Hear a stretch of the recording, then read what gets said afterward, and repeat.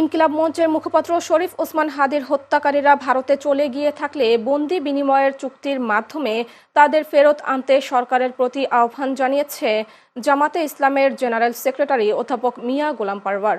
আজ দুপুরে মগবাজারের আল ফালাহ মিলনায়তনে ওসমান হাদির স্মরণে দোয়া মাহফিলের আয়োজনে কথা বলেন তিনি। জামাতের এই নেতা হাদির হত্যাকারীদের বিচার নিয়ে সরকার কিছু বলেননি বলে অভিযোগ করে বলেন, গুলিবিদ্ধ হওয়ার ৬ ঘন্টা পর চেকপোস্ট বসানো হয়। স্বল্প সময়ে গোয়েন্দাদের মধ্যে লুকিয়ে থাকা ফ্যাসিস্টরা খুনিকে পালিয়ে যেতে সাহায্য করেছে কিনা তা বের করা দরকার। দোয়া মাহফিলে শরীফ ওসমান হাদির বড় ভাই ওমর বিন হাদিও উপস্থিত ছিলেন।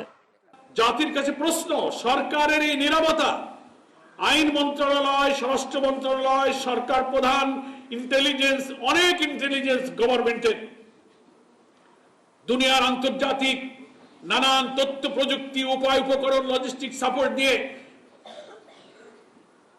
সরকারি রাজস্বের হাজার হাজার কোটি টাকা দিয়ে এইসব গোয়েন্দা বিভাগ, এইসব ইন্টেলিজেন্স এজেন্সিকে সাজানো হয়েছে। কিন্তু এই প্রশ্নের কোনো জবাব সরকার আজও দিল না। 2টার দিকে তার গুলি হলো, আর রাত 8টার দিকে সারা দেশের বিভিন্ন চেক পয়েন্টে চেকপোস্ট বসানো হলো।